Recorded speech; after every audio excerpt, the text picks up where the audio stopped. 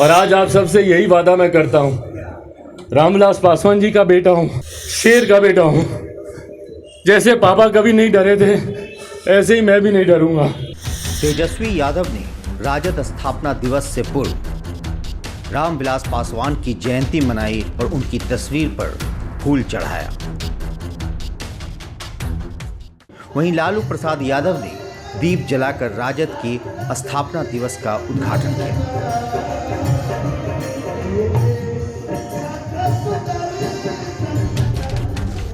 उधर चिराग पासवान ने अपने पिता रामविलास पासवान की जयंती मनाई और उनका आशीर्वाद लिया।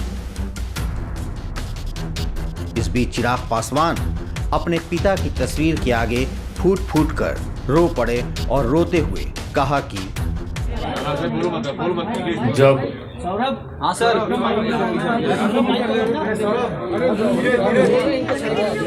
पापा के जन्म दिवस पर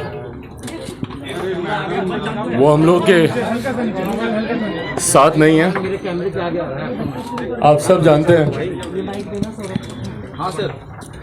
ये वही दिन होता था जब हम सब इतने धूमधाम से मनाते थे, देश भर में हम लोग मनाते थे। आप सब अपने अपने जिलों में, अपने अपने घरों में केक काटते थे, दुनिया भर से तस्वीरें आती थी कि आज हम लोगों ने उनका जन्मदिन मनाया। पर आज पहली बार ऐसा है कि अपने ही जन्मदिन पर पापा हम लोगों के साथ नहीं है, पर उनका आशीर्वाद हम लोगों के साथ हमेशा रहेगा। और ये उन्हीं का दिया हुआ आशीर्वाद है कि आज उनके नहीं रहने के बावजूद भी हम सब और लोक जनशक्ति पार्टी बिना डर के, बिना घबराहट के हम लोग मजबूती से सच्चाई की राह पर हम लोग चल रहे हैं। पापा ने हमेशा सिखाया था कि अगर आप सच्चे हैं तो अकेले चलने से कभी डरना नहीं। मुझे याद है जब पापा हॉस्पिटल में थे तो पापा ये कहते थे, बोलते थे कि अगर तुम सच्चे हो, अगर तुम्हें पता है कि तुम सच्चाई की राह पर चल रहे हो तो भले अकेले चलना पड़े, अकेले चलना और एक एक एक एक करके देखना तुम्हारा काफिला कितना बड़ा होता रहेगा। पापा ने खुद अपना उदाहरण हमेशा दिया।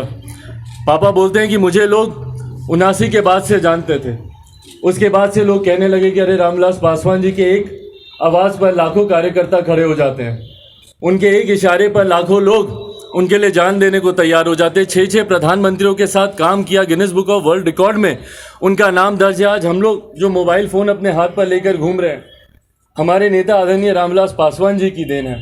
कोरोना काल में जब हर कोई आइसोलेशन में रहना चाह रहा था, उस वक्त सिर्फ हमारे नेता थे जिन्होंने 81 करोड़ लोगों को उनके घर तक राशन कैसे पहुँचे उसके लिए दिन रात वो काम करते रहे, बिना ये सोचे हुए कि कौन साथ कौन क्या, सिर्फ वो ईमानदारी से अपने काम पर लगे रहे।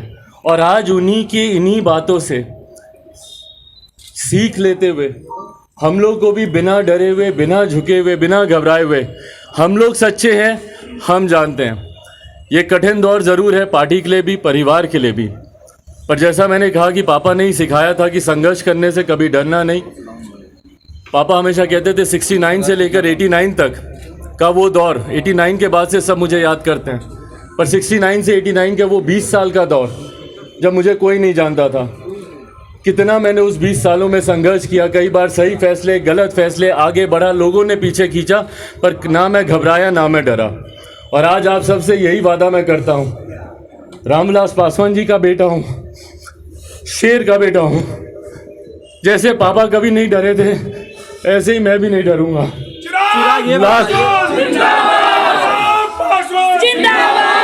लाख कोई हमें तोड़ने की कोशिश करे, चुकाने की कोशिश करे, जैसे पापा सच्चाई की राह पर लड़ते रहे बिना घबराए हुए, वैसे ही हम लोग भी लड़ेंगे और जीत भी हमारी होगी।